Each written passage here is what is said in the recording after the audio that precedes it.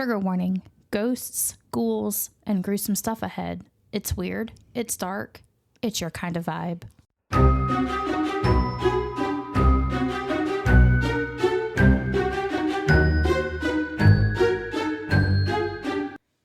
Welcome to Haunted and Homicidal, the podcast where true crime meets the paranormal. I'm Lauren. And I'm Courtney. Every week we uncover the terrifying, the twisted, and the totally unexplainable. Lock your doors and grab your sage. Because things are about to get haunted and homicidal. Hey guys, welcome back to another week. What's up? We're in week 9 now? Yes. So this is like episode something, 18 maybe? Mischa, why are you smelling me weird? That's weird.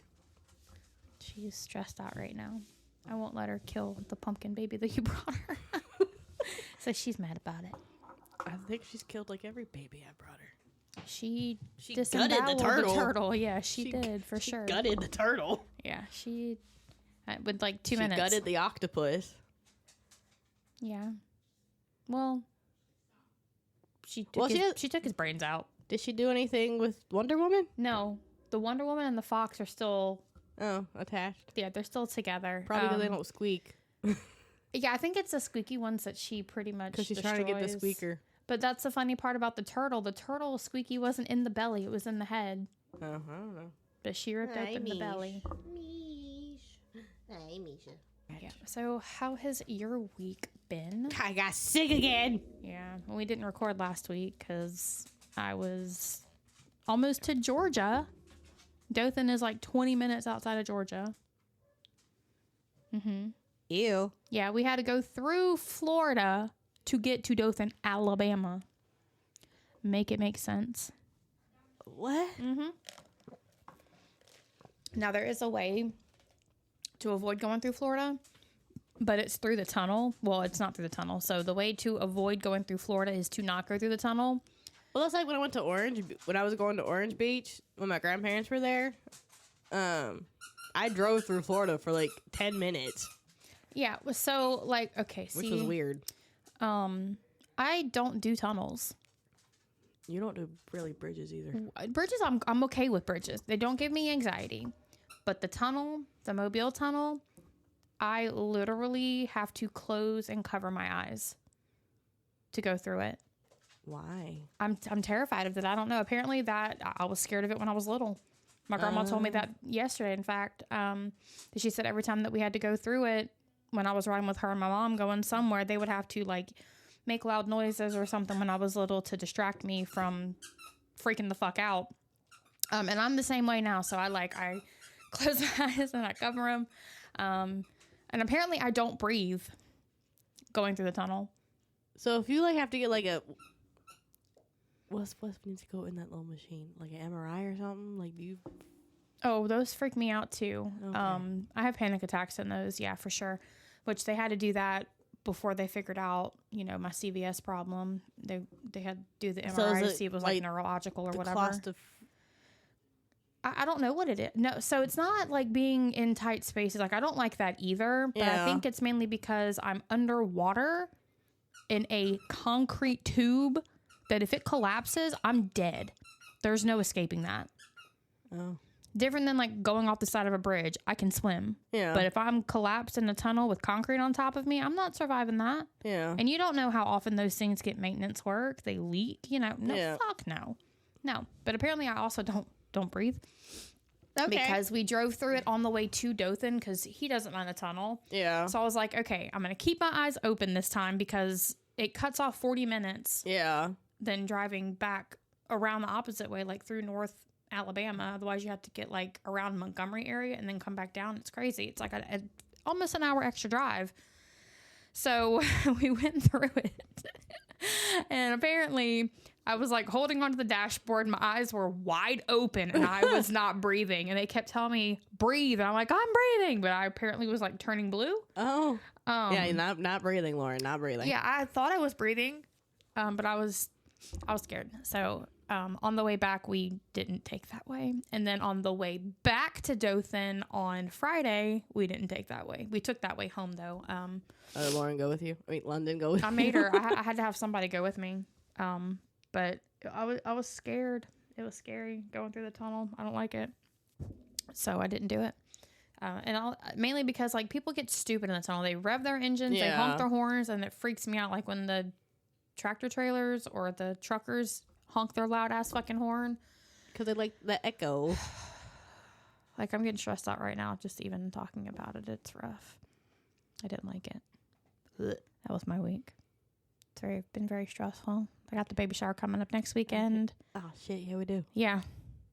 Yep, I got most of the stuff I need for it yesterday. I ordered everything on Amazon. It'll be here Wednesday. I've got to go buy the diapers for the diaper cake. Mischa, you got your baby. Oh, my goodness. She's like, scratch that ass. You got booty boo scratches? You got booty boo scratches? She's been so excited since he's been home, too. Aww. It's adorable. She loves her daddy. She does. Yeah. So... today we are going to discuss Ted Kaczynski. What was that look? It was spicy. Spicy. I love like restaurant Sprites because of that spicy. Yeah, I love it. But we're going to talk about Ted Kaczynski. Some people may know who he is. Some people may not know who he is. He, like if you were born in like the 80s or 90s, you probably know a little bit about who he is, or like before the 80s and 90s anyway. So he was born May 22nd of 1942. He was a Gemini. He was born in Chicago to Wanda Teresa and Theodore Richard Kaczynski. His parents were Polish Americans who were raised as Roman Catholics, but later became atheist. Okay. So, you know... Okay. Samesies. From ages 6 to 9, Mischa. From ages 6 to 9, Ted attended Sherman Elementary School in Chicago, where he was described as healthy and well-adjusted. In 1952, 3 years after his brother David was born, the family moved to Evergreen Park, Illinois, and Ted transferred to Evergreen Park Central Junior High. After testing, scored his IQ at 167, so that's a lot. That's super smart. Super smart. And mind you, he was still significantly young when this happened. He skipped the 6th grade, so he was tested before 6th grade, which, what, 6th grade's like what? I don't know how old 6th graders are. So I have an 8th, 9th grader who's 14, so 12? Maybe. 12 years old? Sure. 11. So 12. Around 12, he had 167 IQ, which kind of scary. Children that bright are kind of scary. My middle son was tested at 2nd grade level with 147 IQ. Damn. London was 2 years older than that, and hers was 139. So she was in 4th grade. I have smart children. Did Riley get tested? No. Oh. He was not listed as gifted. But Riley, you know, he had some developmental issues and etc. I was tested when I was in 3rd grade, and mine was like 130 something. And also, I have a high IQ also, but I don't know what mine is. So, a lot of people don't. Yeah. A lot of people don't get tested, but, you know, in elementary school especially, when they see a kid is gifted or brighter, that's usually when they test them. And, I mean, and it's not a bad thing if you don't get tested in elementary school. It's just those who they see that are exceptionally gifted. Yeah. They do the IQ test, and then they put them in separate programs. When I was in elementary school... and tested, I was put in the program called the Magic Kingdom at elementary school, and it was for gifted students. Mischa. They didn't really have like programs like that for them, but they were awarded other opportunities and get your baby, Mischa. You know, different things that you can do in school. Yeah. And basically, like with Ted, because of his IQ, he skipped the 6th grade. So that's kind of one of those things that they do, is that they might move you ahead in grade. I declined to do that. And this is why. Ted later described him skipping 6th grade as a pivotal event in his life. Previously, he had socialized with his peers and was even seen as a leader, But after skipping ahead of them, he felt like he did not fit in with the older children who bullied him. Aww. Primary reason I would not allow mine to skip ahead. Benjamin is very socially awkward. Yes. And he is barely functional with his age group right now. And to put him in like senior, like put him as a senior right now when he's a sophomore, I don't think it would benefit him.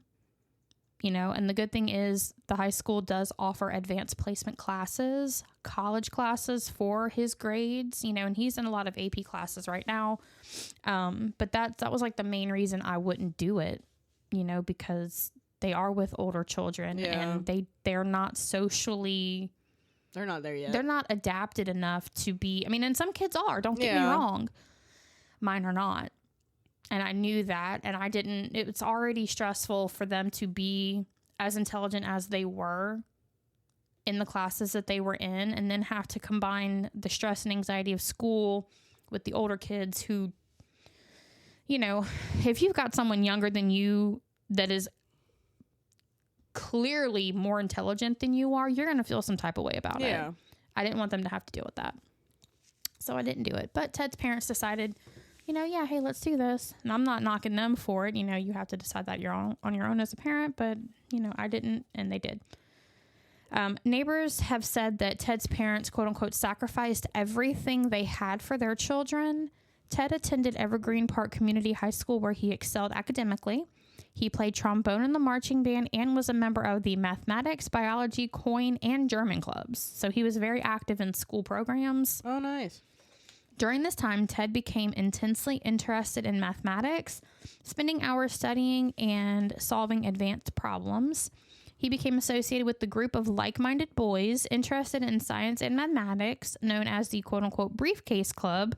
Oh, because they carried around briefcases like everywhere they went. That's funny. Yeah. I think I have pictures of the little club. They're adorable. Oh, it is cute. They're adorable. Throughout high school, Ted was ahead of his classmates academically. He placed himself, or the school placed him, in more advanced mathematics classes. But unfortunately, because they were only high school level mathematics classes, he mastered the course material like really, really quick. Of course he did. Yeah, and then he was like bored for the rest of it. Dang. Yeah. He also skipped the 11th grade.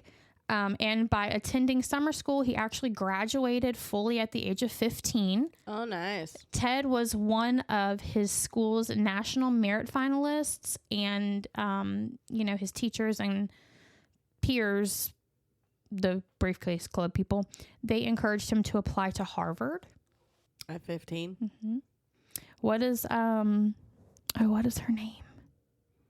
Elle Woods. Like it's hard. Like it's hard? Like it's hard. While still at age 15, he was actually accepted into Harvard. Oh, snap. And entered the university on a scholarship in 1958 at the age of 16. Oh, snap. Boy couldn't even drive, but he was in college. Mm-hmm. What? Speaking of scholarships, London got a scholarship. Woo! I'm so excited. Go London. She's going for, I think, nursing. Oh, nice. Yeah. She can get her ADN from JD. So nice. We're excited. Ted matriculated at Harvard as a mathematics prodigy. Matriculated just means graduated. Okay. Yeah. Okay. I knew you were kind of confused on that one.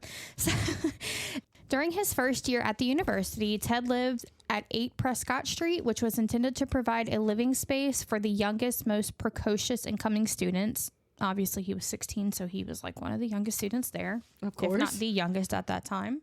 For the following 3 years, he lived at Eliot House. His housemates and other students at Harvard described him as very intelligent, but socially reserved. So, I mean, I would believe that because you don't really have anything in common with anybody. Yeah, you're 16 and there's like 18, 19, 20. You know, what do you have in common at 16 with a 20-year-old? Like, not a whole lot. Exactly. You can't party. Yeah, I don't know who that was. That's Muffin. Muffin. That's Muffin's meow. You can't party. You can't buy alcohol. I don't know how old you had to be in the 50s, I guess 60s to buy cigarettes, but you can't do that. You're 16. Can't even join the army. Exactly. You have to be 18, I think. Well, maybe not then. I don't fucking know. But you can't do anything. There is absolutely... so sad. Yeah, he doesn't like being closed off. He likes to be able to get to people. But listen, there is absolutely nothing in common between a 16-year-old and a 20-year-old. Nothing. Okay? In any sense, form, fashion, nothing. And that's my PSA for today. So he earned his Bachelor of Arts degree in mathematics in 1962. In his second year at Harvard, Ted participated in a study led by Harvard psychologist Henry Murray. Subjects were told that they would debate personal philosophy with a fellow student and were asked to write essays detailing their personal beliefs and aspirations. These essays were given to an anonymous individual who would confront and belittle the subject in what Murray himself called vehement, sweeping, and personally abusive attacks. And this quote-unquote anonymous person was basically using the content of the essays as ammunition. Bruh, she's eating this Yeah, ball. I know. You can throw it away. Oh, I missed the trash can. This anonymous person was using the content of the essays as ammunition, and Ted actually spent 200 hours as part of the study. Good golly. So they were writing these essays, talking about their beliefs, their dreams, and then this other guy would come in and fucking tear them down. Yes, let's do that to a 16-year-old. Exactly. At any age. But that is what this was designed to do. And then the guy doing it was a psychologist. So I guess he was trying to do his own experiment on how damaging this could be to the psyche. And well, it didn't go well for Ted. Oh no. Yeah, well, we'll see.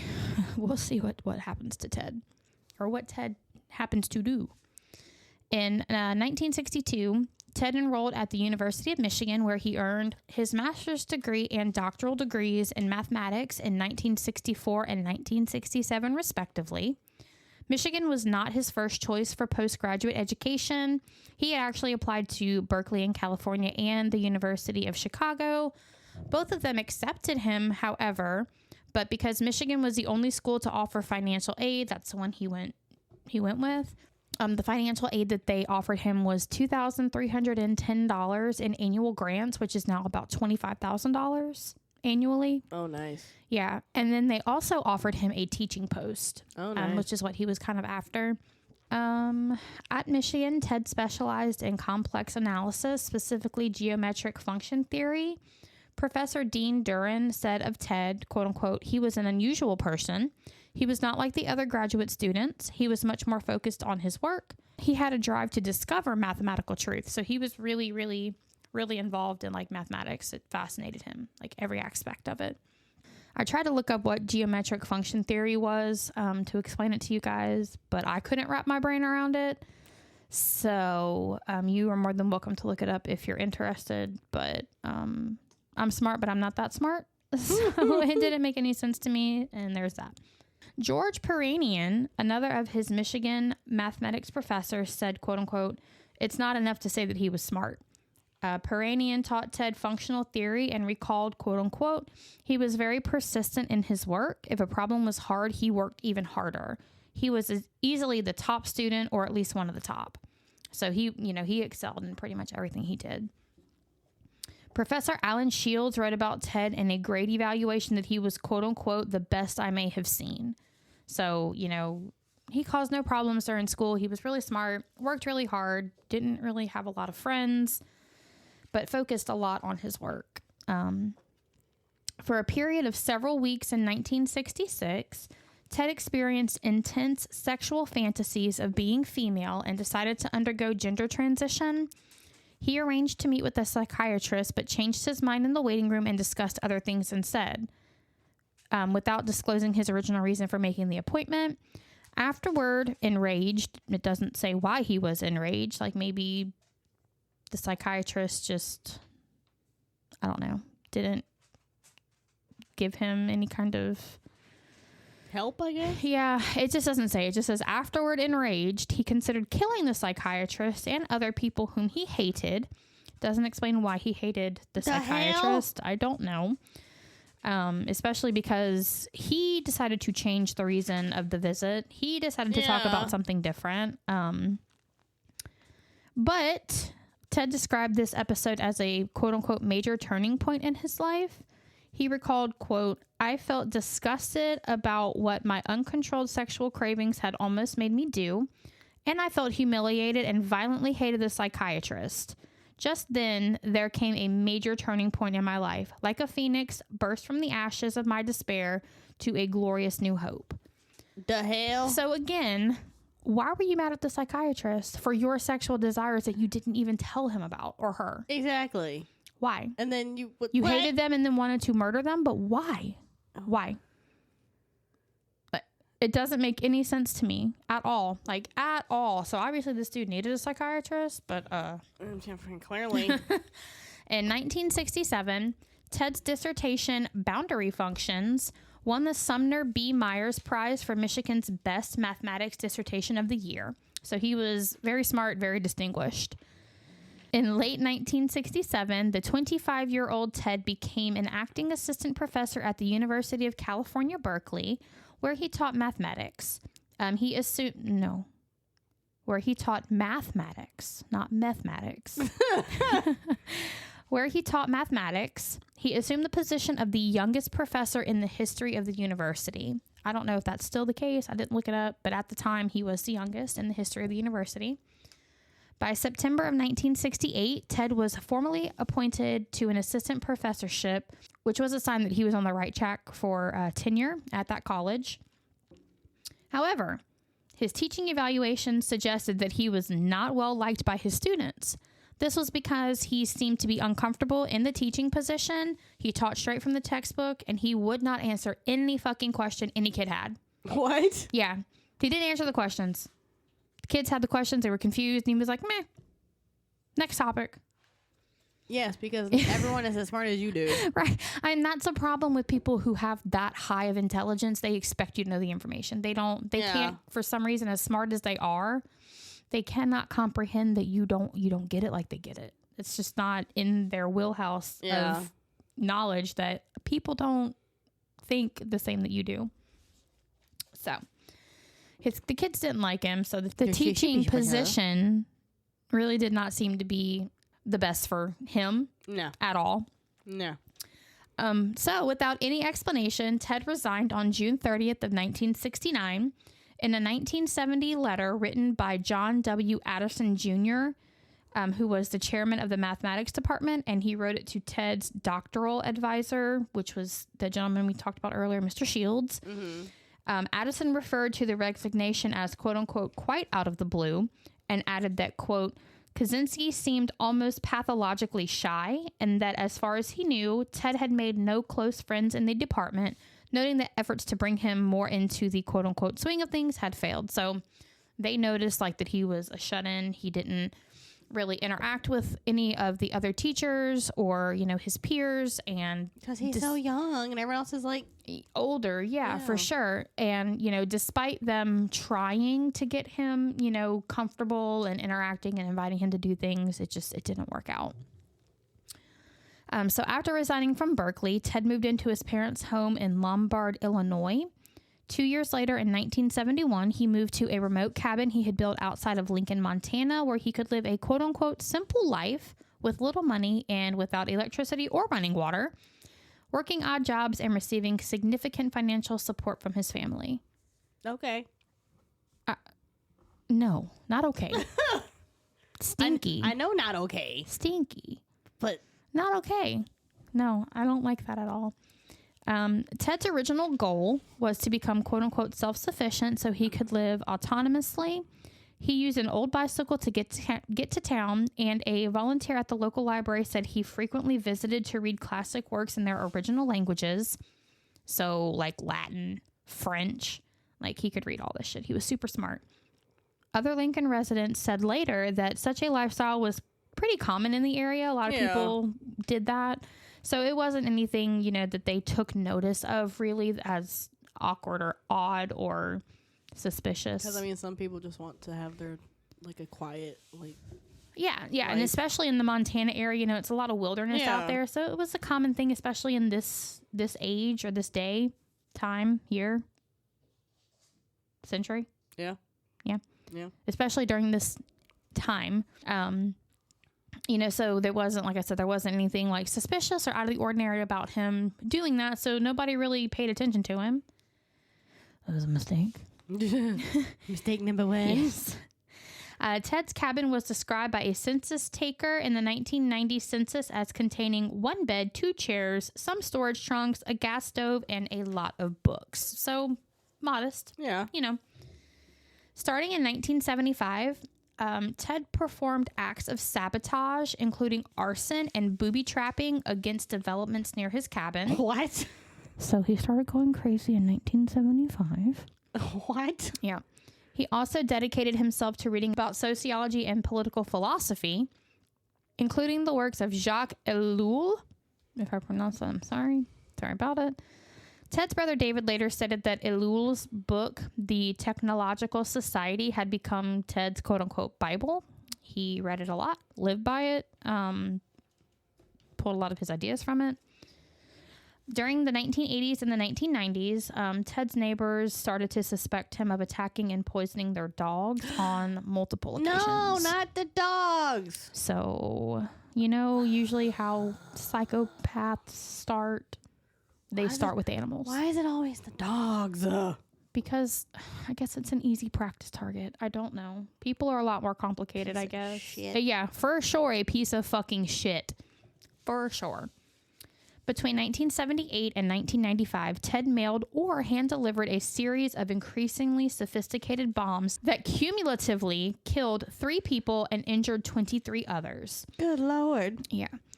16 bombs were attributed to Ted. While the bombing devices varied widely through the years, many contained the initials FC, which Ted later said stood for quote-unquote Freedom Club. These were inscribed on parts inside of the bomb. He purposely left misleading clues in the devices and took extreme care in preparing them to avoid leaving fingerprints. Some fingerprints were found on some of the devices, and those fingerprints did not match the letters that Ted had sent. What? Yeah, so some of the fingerprints that were found on the parts didn't match Ted. So whose fucking fingerprints were they? No clue. They never find out. But it would make sense, like, if he were just purchasing these parts wherever they were being sold, if they weren't packaged, whoever gave them to him, or if he were rummaging through somebody's garbage and just found these parts, it would have somebody else's fingerprints. Yeah, that makes sense. So they never, they never thought like anybody else was involved in this. It was just the fingerprints that were on these specific parts were not identified, and they were especially not Ted's. So Ted's first mail bomb was directed at Buckley Christ, who was a professor of materials engineering at Northwestern University. On May 25th, 1978, a package bearing Christ's return address was found in a parking lot at the University of Illinois at Chicago. The package was quote-unquote returned to Christ, who was suspicious because he had not sent it. So he contacted the campus police. Officer Terry Marker opened the package, which exploded and caused minor injuries. Why would you open it if it's a suspicious package? I don't know. Just because they do, I guess. Dumbass number one. Yeah, I don't know. Ted had returned to Chicago for the May 1978 bombing and stayed there for a time to work with his father and brother at a foam rubber factory. But in August of 1978, his brother ended up having to fire him for writing insulting limericks about a female supervisor Ted had courted briefly. The supervisor later recalled Ted as intelligent and quiet, but remembered very little of their acquaintanceship and firmly denied that they had any type of romantic relationship. So in his head? Did? Yes. Okay. Yeah. So, like, he was, like, interested in her, but she, like, had no clue, and she was just like, he worked for me? Where's your baby? Like, that's all I did, or all we did. Where's your baby? Ted's second bomb was sent nearly 1 year after the first one, again to Northwestern University. The bomb, concealed inside of a cigar box and left on the table, caused minor injuries to graduate student John Harris when he opened it. In 1979, a bomb was placed in the cargo hold of American Airlines Flight 444, a Boeing 727 flying from Chicago to Washington, D.C. The bomb released smoke, which caused the pilots to carry out an emergency landing. Yep. Authorities said it had enough powder to, quote unquote, obliterate the entire plane had it actually exploded. Ted used a barometer triggered device, and it had succeeded only in setting some mailbags on fire and forcing an emergency. Mischa, can you not? Can you get your baby and just go lay down with it? She's like, but I want to play. Honey, can you get your baby and just go lay down with it, please? Can you? Can you do that for me? No? Okay. Tail's just wagging. Yeah. She's like, you can continue. As soon as I do, though, she starts squeaking it. Ted had used a barometer triggered device, and it had succeeded only in setting some mailbags on fire, basically, which is what caused the smoke, and then for the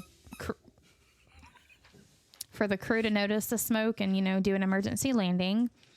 In a letter written years later, Ted expressed relief that the airline bomb had failed since its target had been, quote unquote, too indiscriminate. So he was like, yeah, I'm kind of glad that one didn't work out because, it needed an intended victim.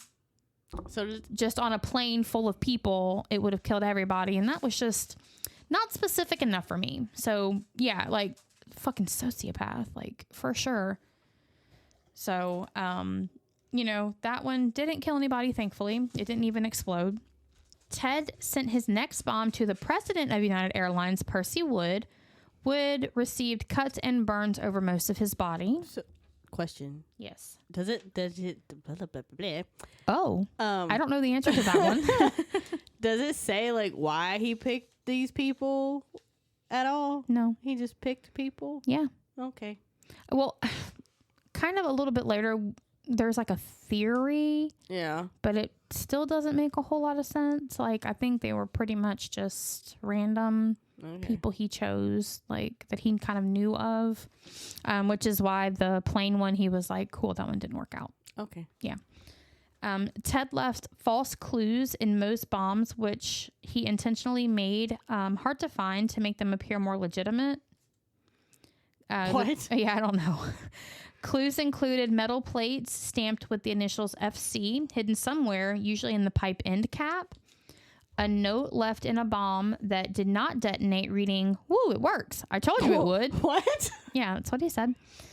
And the Eugene O'Neill $1 stamp, often used as postage on his boxes. So these were like the things that the FBI were kind of noting that were similar in all the bombs, like these three attributes. And they couldn't catch him sooner with this shit? Nope. He sent one bomb embedded in a copy of Sloan Wilson's novel Ice Brothers. So the FBI theorized that Ted's crimes involved a theme of nature, trees, and wood. He often included bits of tree branch and bark in his bombs. His selected targets included Percy Wood and Leroy Wood. And the crime writer Robert Graysmith noted his quote-unquote obsession with wood was a quote-unquote large factor. So, to answer your question, some of them were selected because it was assumed that Ted had some kind of obsession with wood or nature because he was living in nature. Okay. He attacked a lot of people with the last name of Wood. Okay. So, like, there is no, like, real kind of clear reason, especially because some of the bombs were intercepted and they didn't make it to the right people and the wrong people were injured. So, okay. Yeah. In 1981, a package bearing the return address of a Brigham Young University professor or electrical engineer, Leroy Wood Berenson, was discovered in a hallway at the University of Utah. I gotta scratch my back first. And then she said, no, it's mine.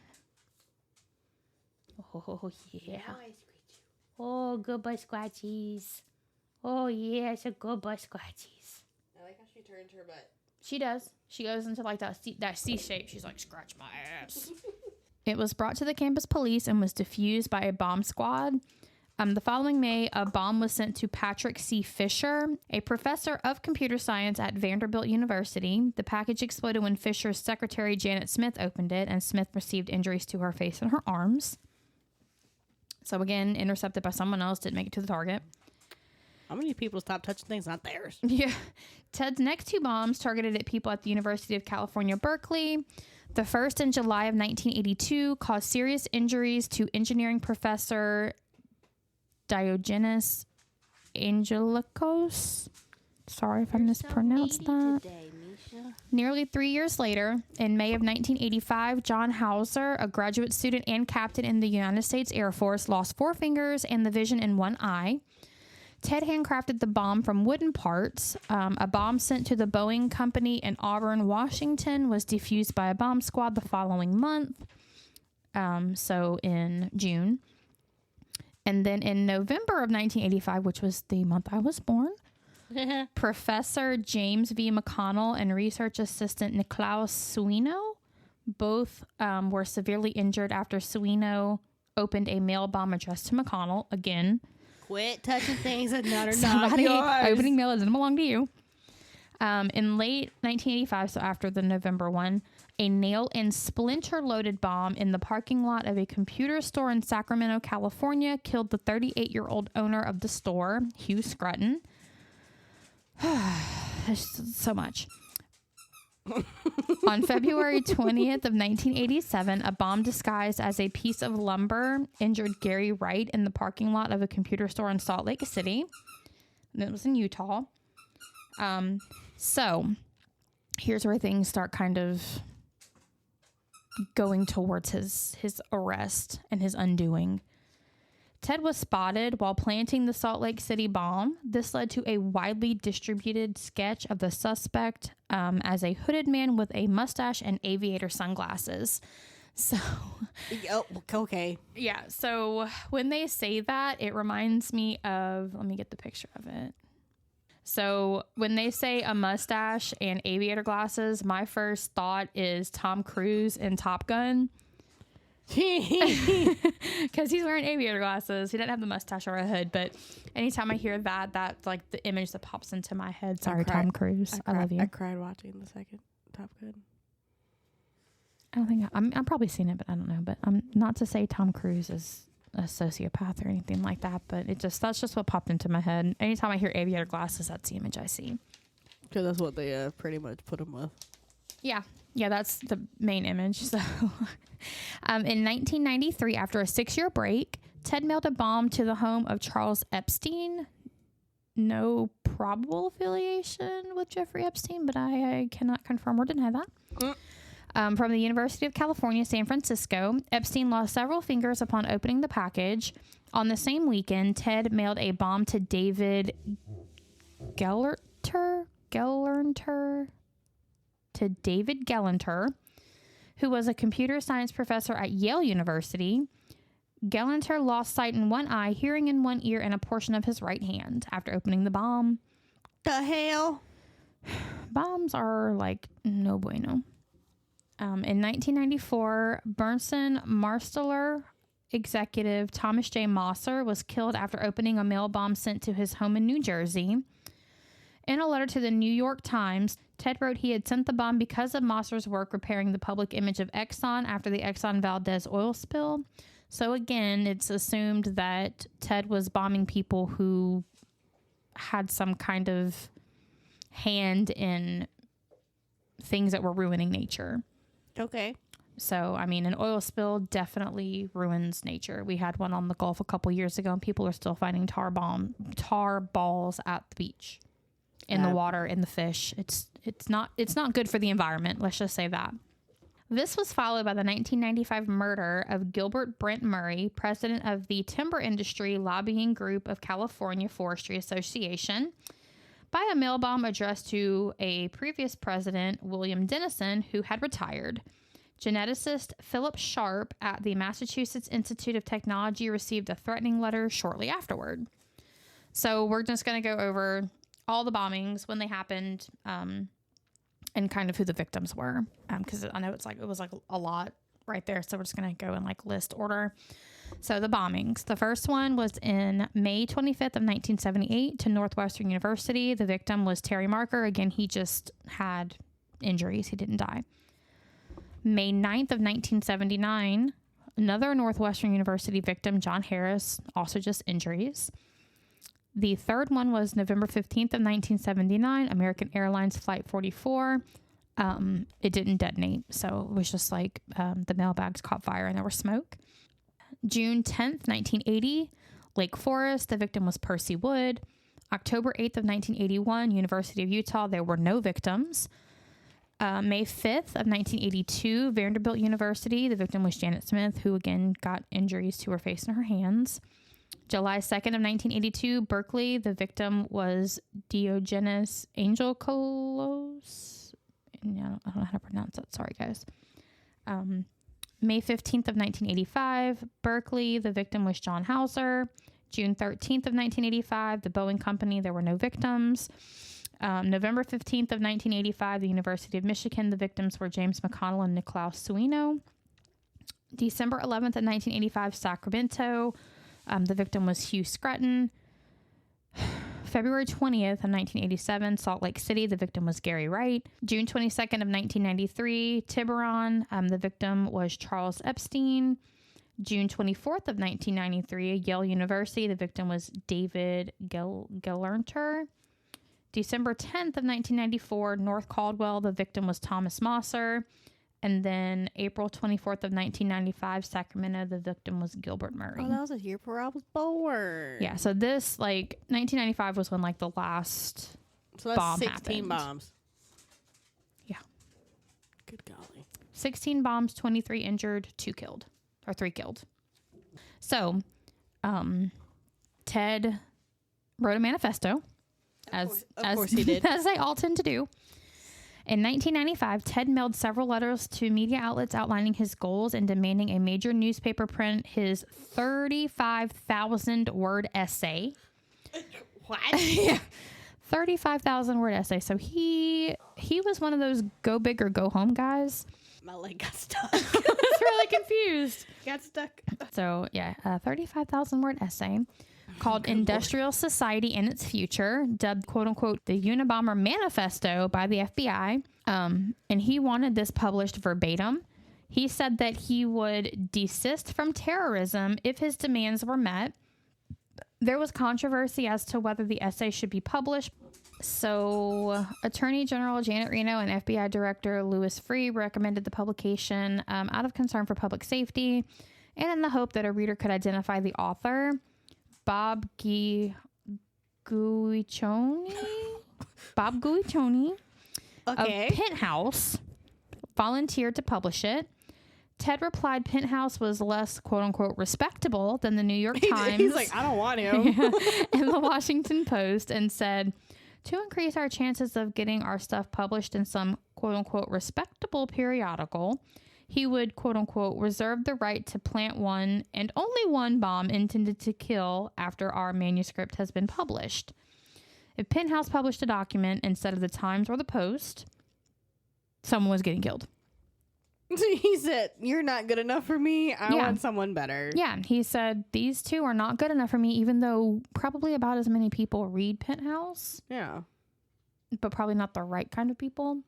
But he's like, okay, you can do that, but I'm going to send another bomb to somebody and someone's going to die. So, the Washington Post decided, we're just going to go ahead and publish the essay. And they did on September 19th of 1995. So that's why the bombing stopped in 95. He was true to his word. Ted used a typewriter to write his manuscript, capitalizing entire words for emphasis in lieu of italics. He always referred to himself... So fancy with the capital letters. He's yelling. He always referred to himself as either we or FC, which again means Freedom Club, though there is no evidence that he worked with any others. And that's what I was saying from earlier. There was no evidence there was anybody else involved. The fingerprints were his never... social interactions, he didn't really have anybody, else. Right? Yeah, for sure. In his head, probably. God only knows.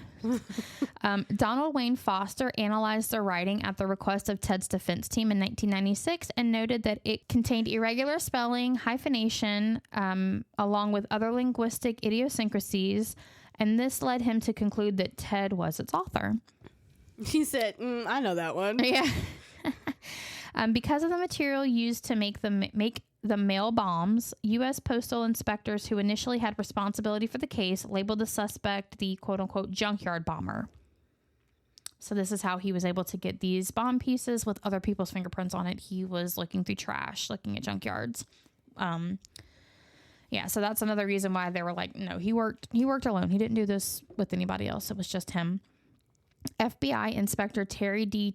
Churchy was appointed to run the Unabomber, which stood for University and Airline Bomber, the acronym, investigation in 1979. An FBI-led task force that included 125 agents from the FBI, the Bureau of Alcohol and Tobacco and Firearms, which is the ATF, and in the U.S. I don't think I had a question. And the U.S. Postal Inspection Service was formed. The task force grew to more than 150 full-time personnel, but minute analysis of recovered components of the bombs and the investigation into the lives of the victims proved of little use in identifying the suspect, who built the bombs primarily from scrap metals, available almost anywhere. Investigators later learned that the victims were chosen indiscriminately from library research. So, again, he had no intention. They were just random people. So, which is crazy in itself, like scary. That's real scary. That is. It's just completely random. In 1980, Chief Agent John Douglas, working with agents in the FBI's Behavioral Sciences Unit, issued a psychological profile of the unidentified bomber. It described the offender as a man with above average intelligence and connections to academia, which, yeah, it's very true. Mm-hmm. This profile was refined to characterize the offender as a neo-Luddite holding an academic degree in the hard sciences, but the psychologically based profile was discarded in 1983. FBI analysts developed an alternative theory that concentrated on the physical evidence in recovered bomb fragments. In this rival profile, the suspect was characterized as a blue-collar airplane mechanic, which he was not. Definitely not. The Unabomber task force set up a toll-free telephone hotline to take calls related to the investigation with a $1 million, which is equivalent to approximately $2.18 million in 2025, reward for anyone who could provide information leading to the Unabomber's capture. What are you looking for? This. No. Before the publication of Industrial Society and Its Future, Ted's brother David was encouraged by his wife to follow up on the suspicions that Ted was actually the Unabomber. Because his sister-in-law was like, that's your brother, guy. That's your brother. Yeah. David was dismissive at first, but he took the likelihood more seriously after reading the manifesto a week after it was published in September of 1995. He searched through the family's papers and found letters dating to the 70s that Ted had sent to newspapers to protest the abuses of technology using phrasing similar to what was in the manifesto. So the brother was like, yeah, shit. It's my brother. Yeah. Before the manifesto's publication, the FBI held many press conferences asking the public for help to identify the Unabomber. They were convinced that the Unabomber was from the Chicago area where he began his bombings, and he was, and worked in or had connection to Salt Lake City, and by the 1990s had the same association with the San Francisco Bay Area. This geographical information and the wording and excerpts from the manifesto that were released before the entire text of the manifesto was published persuaded David's wife to urge him to read it, because she's like, this sounds like your brother, dude. This kind of sounds like Ted. Maybe we should do something about it. Thankfully, they did. See, now that's someone who freaking did something and pays attention, unlike Pazuzu's mother, who didn't do shit. After the manifesto was published, the FBI received thousands of tips. While the FBI reviewed new leads, Ted's brother David hired private investigator Susan Swanson in Chicago to investigate Ted's activities discreetly. Good luck with that. David later hired Washington, D.C. attorney Tony Bisceglie. Okay. That sounds like a Attorney Tony Bisceglie, to organize the evidence acquired by Swanson and contact the FBI, given the presumed difficulty of attracting the FBI's attention. Ted's family wanted to protect him from the danger of an FBI raid, such as those at Ruby Ridge or Waco, since they feared a violent outcome from any attempt by the FBI to contact Ted. So they knew, they're like, Ted's probably gonna die. Yeah, they probably knew that had they invaded or raided the home, it probably would not have been a good outcome. No. He probably would have fought, and probably had it would have not been a good situation, and I think a lot of people probably would have died. So that was probably a good move on their part. In early 1996, an investigator working with Bisceglie contacted former FBI hostage negotiator and criminal profiler Clinton R. Van Zandt. Bisceglie asked him to compare the manifesto to typewritten copies of handwritten letters David had received from his brother. Van Zandt's initial analysis determined that there was better than a 60% chance that the same person had written the manifesto, which had been in public circulation for half a year at this point. Van Zandt's second analytical team determined a higher likelihood. He recommended Bisceglie's client to contact the FBI immediately. In February of 1996, Bisceglie gave a copy of the 1971 essay written to Ted to Molly Flynn at the FBI. She forwarded the essay to San Francisco-based task force. FBI profiler James Fitzgerald recognized similarities in the writings using linguistic analysis and determined that the author of the essays and the manifesto was almost certainly the same person, because it was. Very much so. Combined with facts gleaned from the bombings and Ted's life, the analysis provided the basis of an affidavit signed by Terry Turchi, the head of the entire investigation, in support of the application for a search warrant. Ted's brother David had tried to remain anonymous, but was soon identified. Within a few days, an FBI team was dispatched to interview David and his wife with their attorney in Washington. Oh, no. At this and subsequent meetings, David provided letters written by his brother in their original envelopes, allowing the FBI task force to use the postmarked dates to add more detail to their timeline of Ted's activities. David had once admired and emulated his older brother Ted, but had since left the survivalist lifestyle behind. He had received assurances from the FBI that he would remain anonymous and that his brother would not learn who had turned him in. However, his identity was leaked to CBS News in early April of 1996. Oh, no. CBS anchorman Dan Rather called FBI Director Louis Freeh, who requested 24 hours before CBS broke the story to the evening news. The FBI scrambled to finish the search warrant and have it issued by a federal judge in Montana. Afterward, the FBI conducted an internal leak investigation, but the source of the leak was never identified. FBI officials were not unanimous in identifying Ted as the author of the manifesto. The search warrant noted that several experts believed the manifesto had been written by somebody completely different, which it wasn't. It was not. FBI agents arrested an unkempt Ted at his cabin on April 3rd of 1996. A search revealed a cache of bomb components, 40,000 handwritten journal pages that included bomb-making experiments, descriptions of the Unabomber crimes, improvised firearms, and one live bomb. Oh, wow. Yep. They also found what appeared to be the original typed manuscript of Industrial Society and Its Future. By this point, the Unabomber had been the target of the most expensive investigation in the FBI history at the time. A 2000s report by the U.S. Commission on the Advancement of Law Enforcement stated that the task force had spent over $50 million, which is equivalent to approximately $91.3 million in 2025 on this investigation. A lot of money, but there was a lot going on. So, I mean, I figure they had 150 people working on this. It was going to be expensive. And they were trying to protect people. Like, this wasn't just happening in one little isolated area. It was like many different places. After his capture, theories emerged naming Ted as the Zodiac Killer who murdered 5 people in Northern California from 1968 to 1969. Among the links that raised suspicion were that Ted lived in the San Francisco Bay Area from 67 to 69, that both individuals were highly intelligent with an interest in bombs and codes, and that both wrote letters to newspapers demanding the publication of their works with the threat of continued violence, that the demand was not met. Ted's whereabouts cannot be verified for all of the killings. Since the gun and knife murders committed by the Zodiac killer differed from Ted's bombings, authorities did not pursue him as a suspect. That means he has to get close to people. He don't like that. Yeah, Ted was not the Zodiac killer, no. by the way. No. Robert Graysmith, author of the 1986 book Zodiac, said the similarities are quote-unquote fascinating but purely coincidental. So, like, nobody else believed he was the Zodiac. Because it wasn't his M.O. Yeah. It just was not his MO.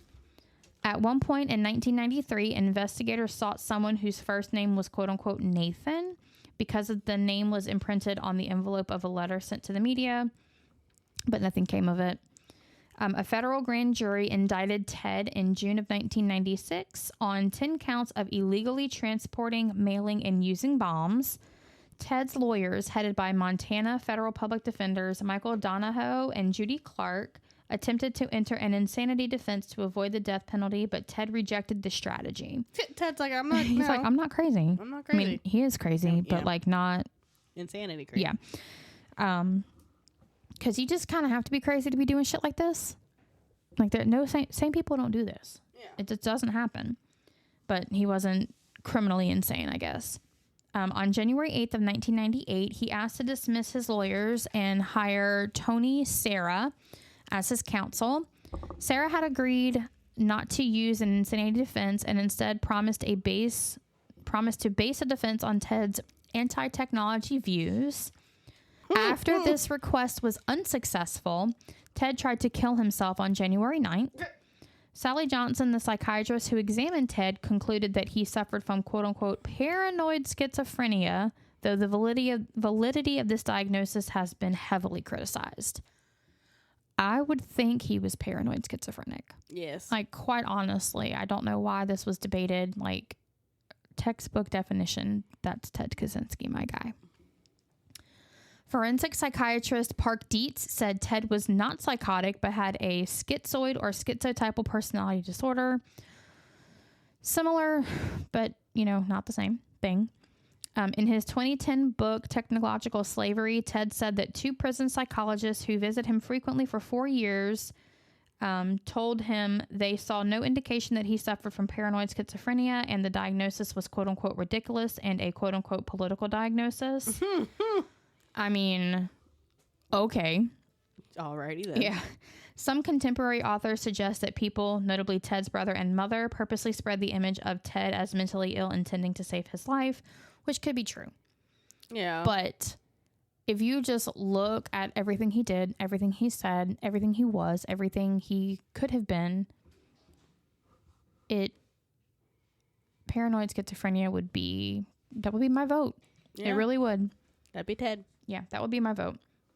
I'm not a psychologist, but, I do a lot of research and I know a lot of stuff, and he just seems to kind of fit the majority of the bill.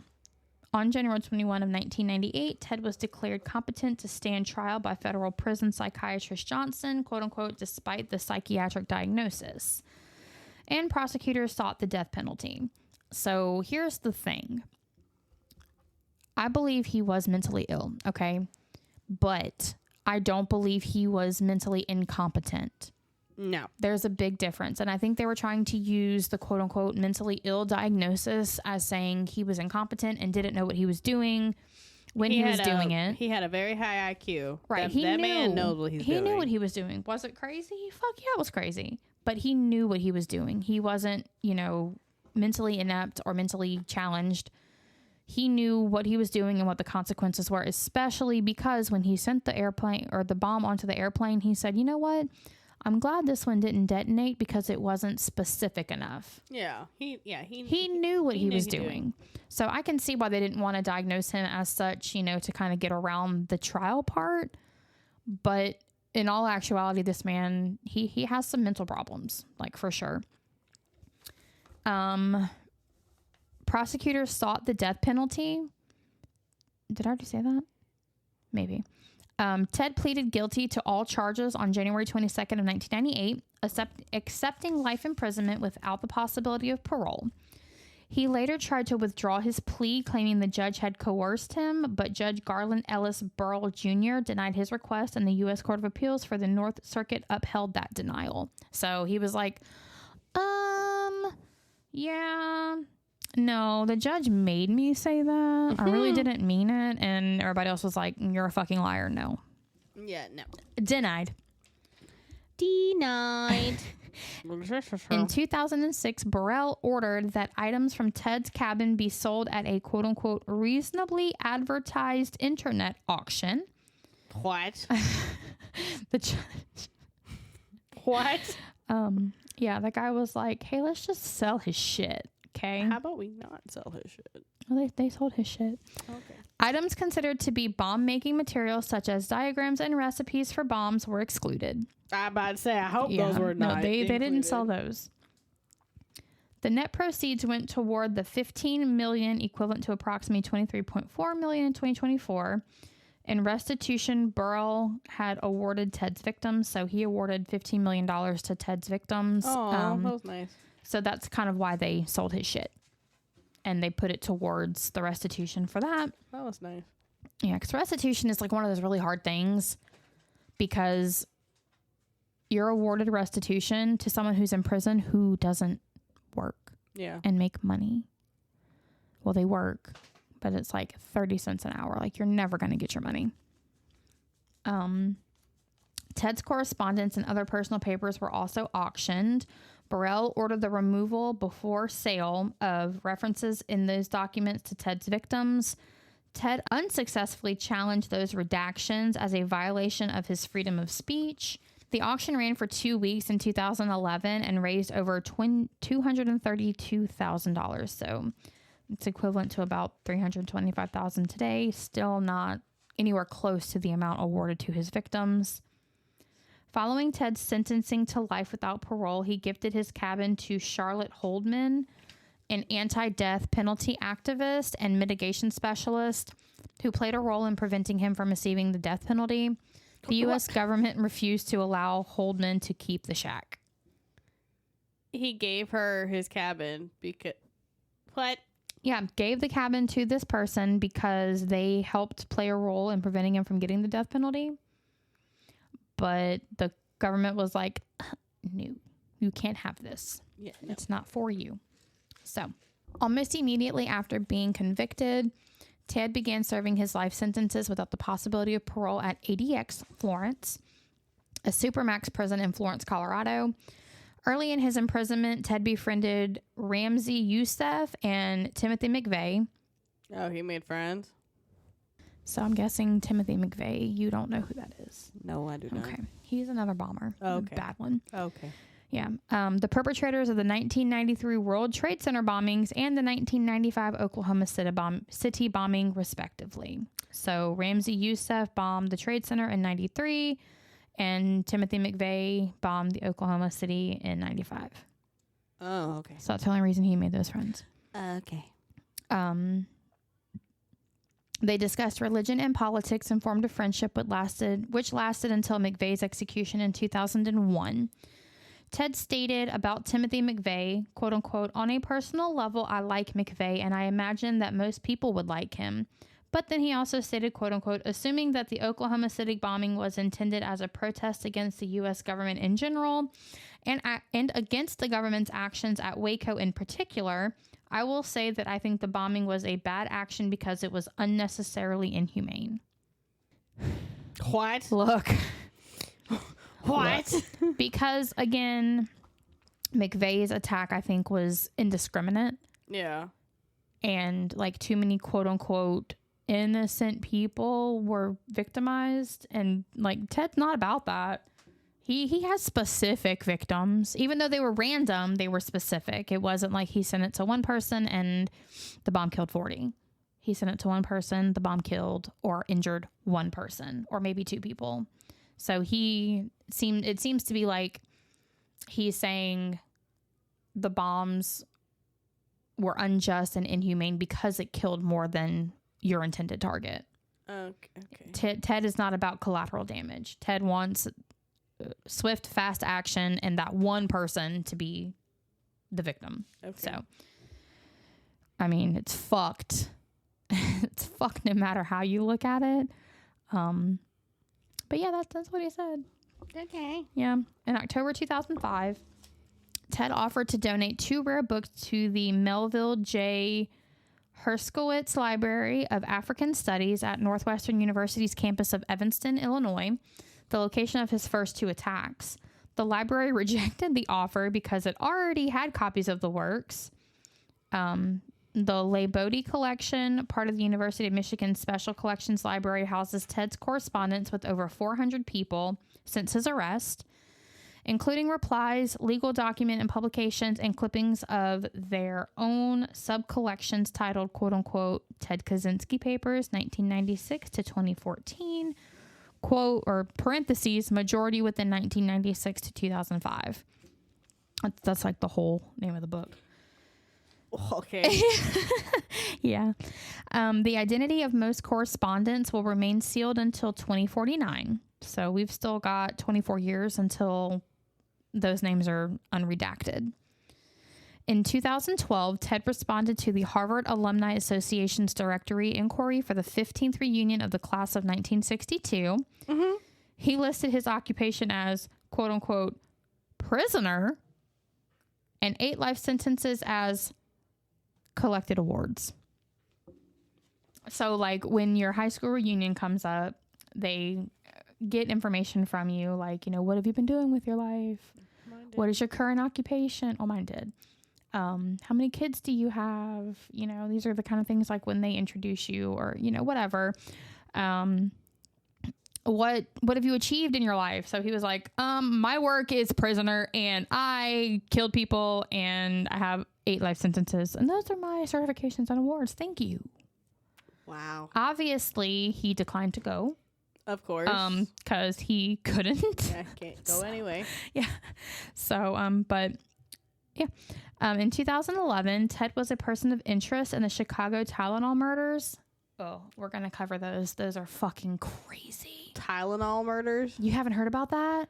No. Yeah. So like someone was injecting Tylenol into injecting Tylenol capsules with like arsenic or some kind of poison, and it was killing people. Oh. They could never figure out who, because like they were being resealed.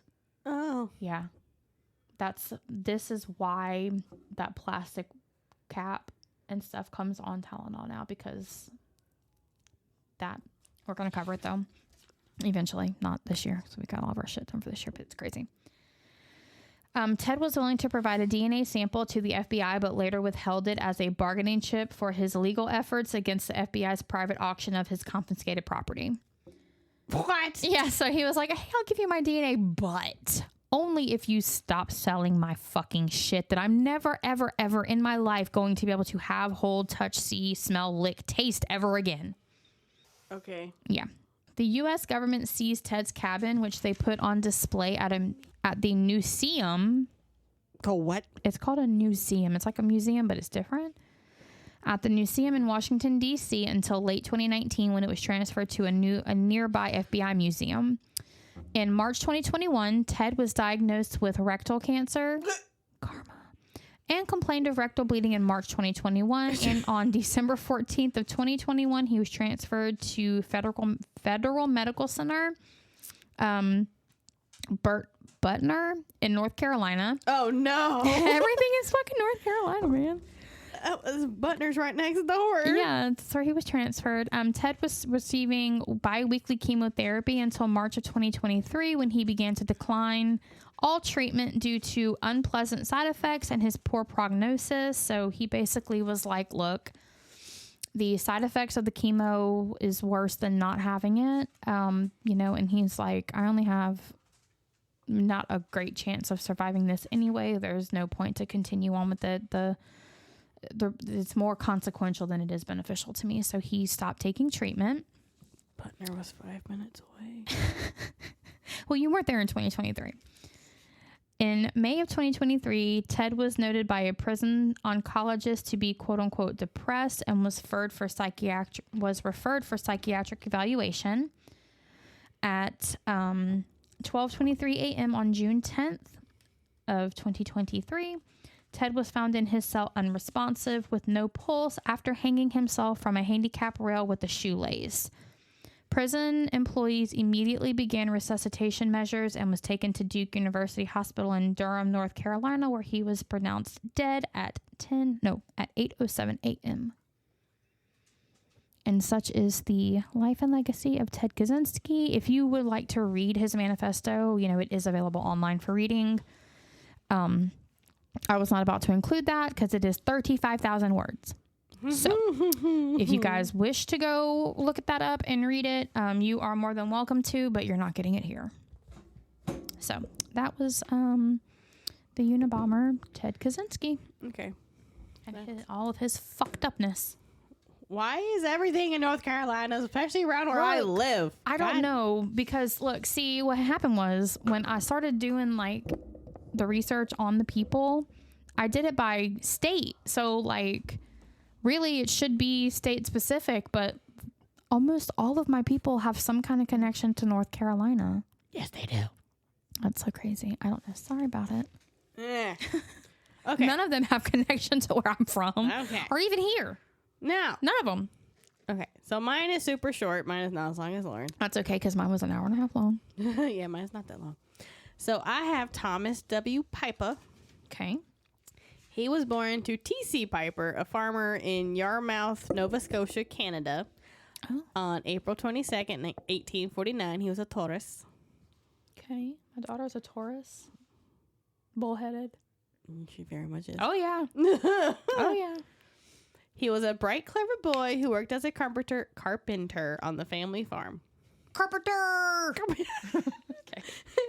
They moved to Boston in 1866. Okay. Well, shit. This one's close to where I was born. Born in Franklin County. What? In New York? Boston's in Massachusetts. Oh, yeah. Boston's like here. Franklin County is like over here in Greenfield. So I'm like the opposite end, but it's still Massachusetts. Oh. Boston. He was a devout Baptist churchgoer and became a sexton. If you don't know what that is. I know. A caretaker and custodian responsible for the maintenance, upkeep, and general operations of a church building and its grounds. Duties include cleaning, minor repairs, setting up for services and events, securing the building, and ensuring a safe and welcoming environment for the congregation and visitors.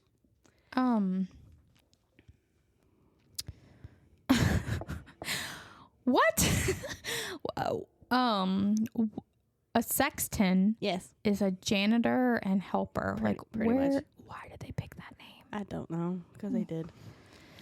And it was at the large, prosperous Warren Avenue Baptist Church in Boston South End. Okay. He was known for his flowing black cape, and he was friendly with everybody. Oh, okay. Well, kind of interested now, yeah. He did have a kidney disease, but he self-medicated with a mixture of laudanum and alcohol. I'm sorry. He self-treated with, so like drinking alcohol or rubbing alcohol? Drinking alcohol. You. What? Yes. Okay. So he was killing himself faster? Got it? Yes. And because of all that, he grew to have hallucinations. What? Okay. When he would mix that shit together. And so he set multiple arson fires. I'm so confused. Okay. Yes. So when he would do his little concoction, he'd get hallucinations. Right. Set shit on fire? Set shit on fire. And then, so now we're going to get into his crimes. Because now... Those weren't the crimes? No. Okay. Because, so I guess his hallucinations got worse. Oh, so God. it upgraded. Okay. Yes, okay. So his first crime began on December 5th, 1873. And he chose his first victim after drinking his medication, quote unquote. Mm-hmm. He spotted a lone woman, Bridget Landrigan, a domestic servant returning to her house. He stalked her for a while, and then with a piece of wood described as bat-like, he smashed her head open and strangled her to death. What the fuck? Witnesses report seeing a man in black clothes and a flowing cape Okay. Attempted to sexually assault the dead girl before running away. Ew. Yes. What do you mean attempted? Never mind. I don't want to know. I was like, do you want to ask that question? Never mind. No, I do not want to know. No, I don't want to know that. Okay. An hour or so after Bridget's murder, another woman was viciously assaulted nearby, but she survived. So it was on the same day?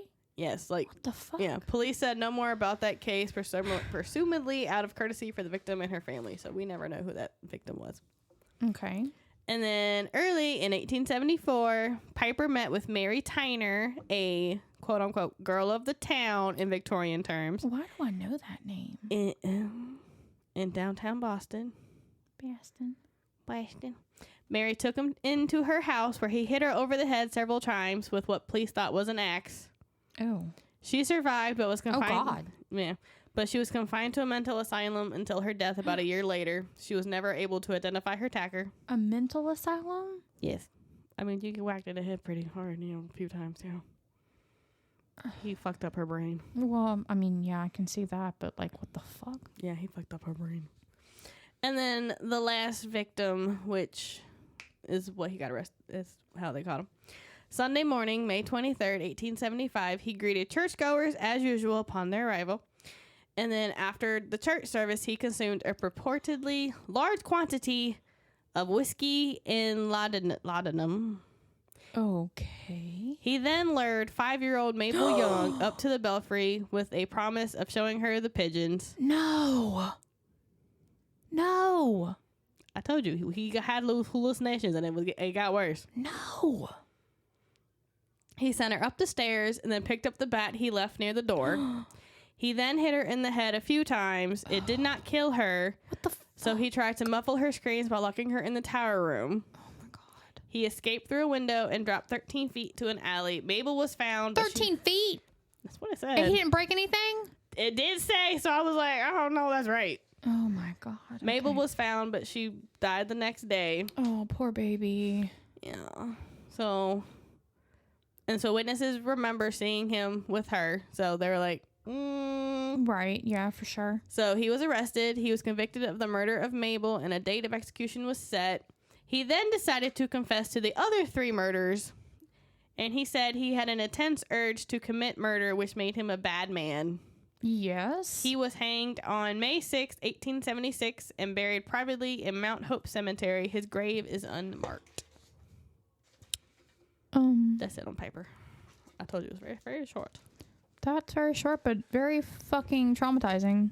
Yes, that's why you don't self-medicate people. If you don't feel good, you don't mix medication and alcohol anyway, like ever, because like shit like this happens, or you kill yourself. Like it's crazy. Like what the fuck? Yes, so don't self-medicate, please, because this is what happens if you mix medication and alcohol. That is absolutely fucking insane. But yeah, that's this week's story. Mine was super long. Hers was super short. Very short. So it's kind of like that's how we're doing things right now, apparently, and it's not even who the hell was that? It's probably Vu. Open the door and see. Oh, it's Mo. What about? It's Mo. He's needy too. He looks so sad. Poor Bubba. What was I saying? Super short, super long. That's how we're doing things. Yeah, we're not even like scheduling them this way. It's just, I guess, fortuitous. But that was our Lauren's having trouble Englishing today. I'm malfunctioning. Like I said, it's been a long fucking week, long 2 weeks. It took me 3 days to recover from the first trip, and I'm still not recovered from this last trip. And I have to work tomorrow. Like normally I'm off Monday where I could just take. Yeah. But I'm not. I'm stressed. You can find us at facebook.com/haunted and haunted. You can find us at facebook.com/haunted and homicidal. Of course, you guys can still join our Patreon. We have like little goodies in there sometimes when it gets started. Patreon.com/haunted and homicidal. We still would love goodies too, people. Yeah, they are. And we would still love to hear from you guys. So you can email us at hauntedandhomicidal@gmail.com. Send us recommendations. Any kind of experiences that you've had on either end of the spectrum, either paranormal or like, somebody who got murdered, or you were in a situation or something, just whatever you guys want to share. We'd love to hear from you guys. And of course, as always, thank you for the support and love. We greatly appreciate it. We are continually growing, and it just amazes me every time I look at our statistics, how many more people are listening and from where. Mississippi is still killing it, you guys. So what? Whoop, whoop. So we're very thankful for you guys. And I love y'all who send me messages, like on Facebook Messenger. Like, you guys are doing great. Love your stories. It's great. People that comment on YouTube, we love that too. People who comment on Spotify, we love that too. Comments and likes and stuff like that get us up in the ratings, where more people can discover us. Because right now we are still little babies and we are working it out. Just a baby. But again, thank you guys. Again, Facebook, Patreon, Gmail, send us something, talk to us, all that good stuff. Okay, bye. Bye.